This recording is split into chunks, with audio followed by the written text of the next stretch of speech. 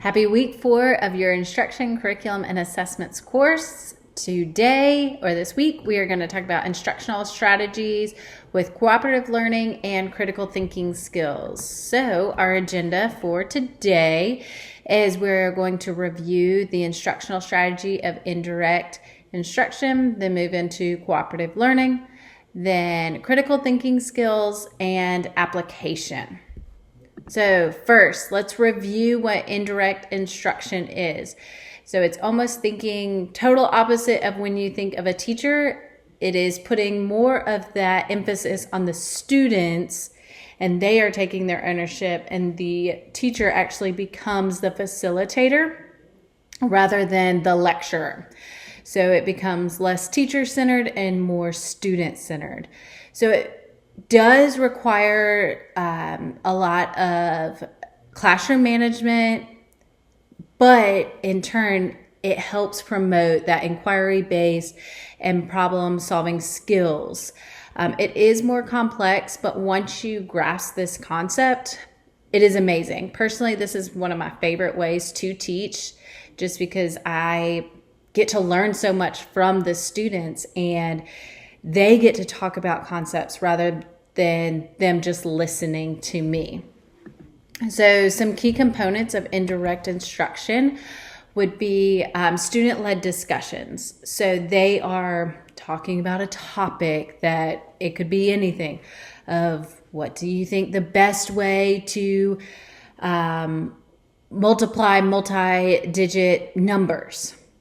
Well, there's several different ways. It's not just the standard algorithm. There's lattice, there's area model. There's several different ways to teach it, and you could have a whole discussion about it. Second way is group projects. We often think about projects as very, very elaborate and creating and all this kind of stress that goes with it. But actually, projects can be 10 or 15 minutes, or it can be very in-depth. I did a lot of science projects, but they were mostly just one day in class kind of experiments. Problem-based learning is giving them a real-world scenario, which we've talked about previously in some of the lectures, that giving them those real-world scenarios, and then they have to discuss it or come up with a problem. For instance, if you're talking about why is there pollution in water? Well, maybe there's a farm that's nearby and they're using different pesticides, and you have to figure out which farm that's coming from or which pesticide. So just giving those real world examples. And then guided discoveries. Again, I did a lot of these, of giving them certain parameters that they had to follow, and then they came to an end result based on these procedures. Case study, students love doing this just because it gives that real world aspect. But instead of just learning about certain genetic disorders, they would be researching and giving certain medical files is what I did. And they just were very engaged. And then Socratic questioning techniques. That's kind of like a Socratic seminar. I did this with human body. At the end of our human body systems unit in 5th grade, I had the students actually go around and think about which human body system they thought was the most important. And then they had to have a rationale behind it. So they had to know about the other body systems, but they also had to back up their own opinion. But it forced them to know about them. So those are some of the key components. Next, we're going to look at the benefits of indirect instruction.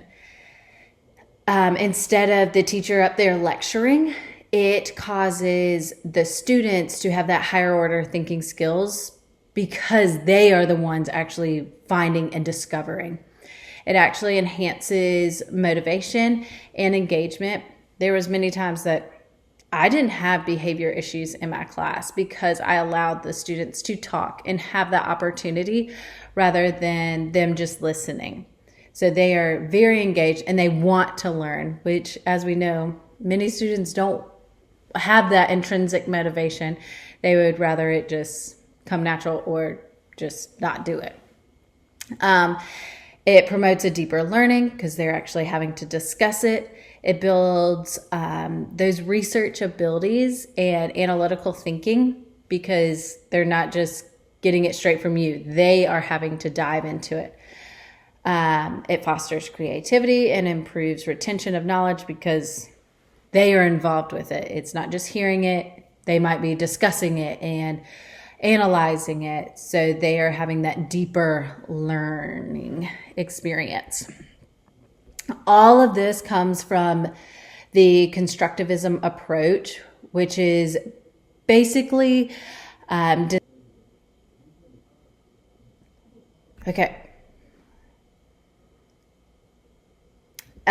is actually designed in sequence to encourage learners to use their own experiences to create meaning that makes sense. So it's using their prior knowledge or their schema to figure out what this new concept is. So cooperative learning is part of indirect instruction, which is basically a big word for putting students in groups and having them learn through cooperative, meaning together, learning. So they're having to have that accountability, that interdependence, and have to engage in those social interactions. Right now we're seeing a generation that is not able to communicate and really work together just because they're so used to technology and not having to engage with others. So this is a great way for them to learn those skills and be forced to work with people that they might not be best friends with. Some essential elements of cooperative learning would be first, positive interdependence, which is the success of individuals linked to a group success.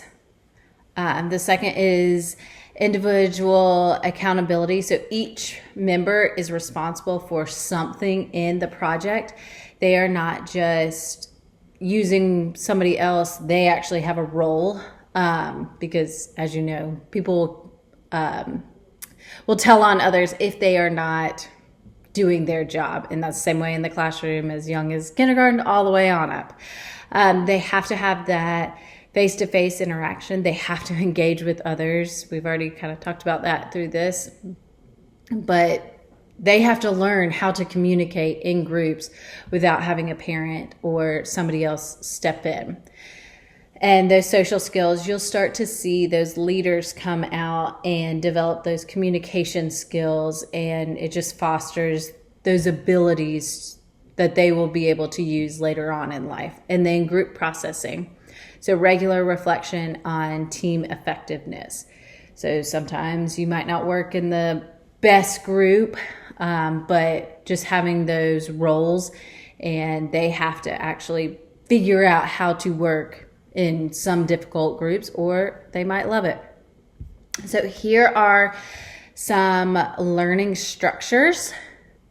First, think, pair, share, and we actually talked about that the very first week of class, which is when you have the students think for a second, give them a topic to think about, then they're going to pair up, discuss it, and then they're going to share out as a whole.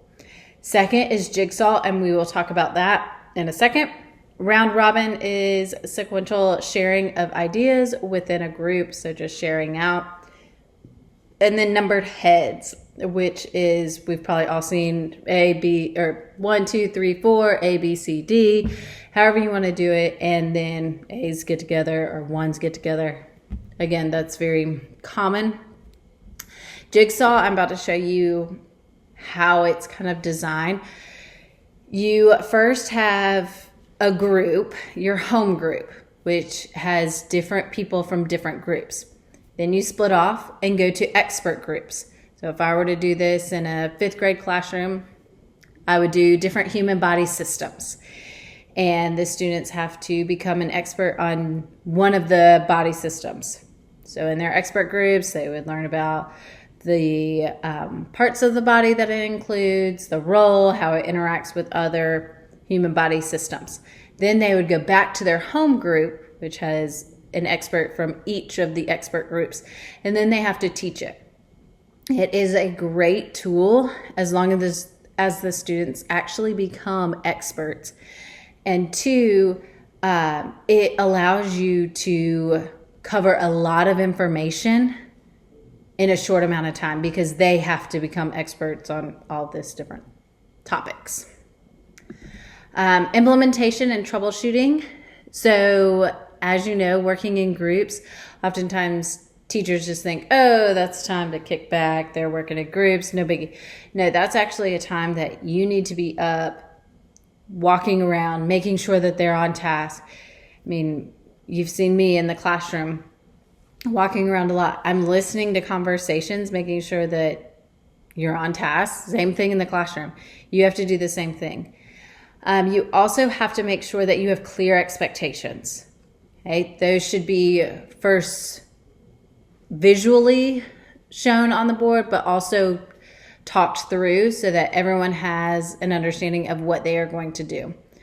Again, you need to be an active role, not just sitting at your desk or just kind of plop somewhere. You need to be monitoring and just walking around.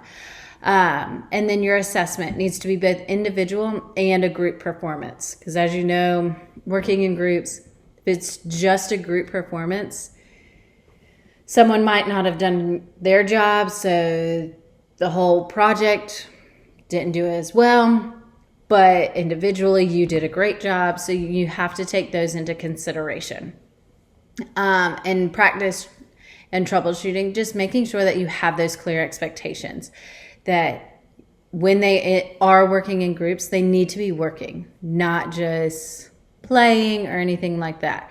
That's where it comes back to you have to monitor.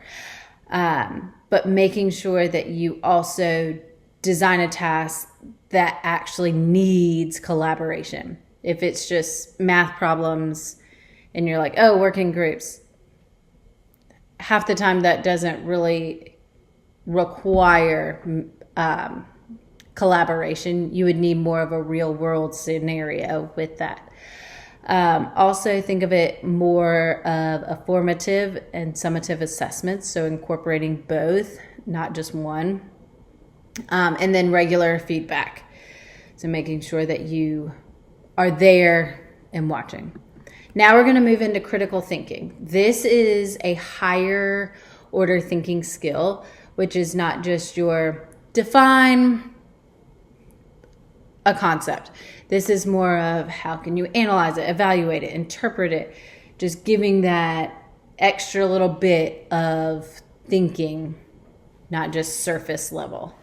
So it's essential for both academic and professional development success. Because think about it, when you get into the real world, you don't want them just to know, oh, well, I know what critical thinking is. Well, how are you going to apply that in a classroom? How are you going to do that? Because most jobs are not going to require you to give a definition of something or list out things. That's not feasible. So critical thinking components are analyzing, evaluating, drawing those inferences, interpretation, self-regulation, and explanation.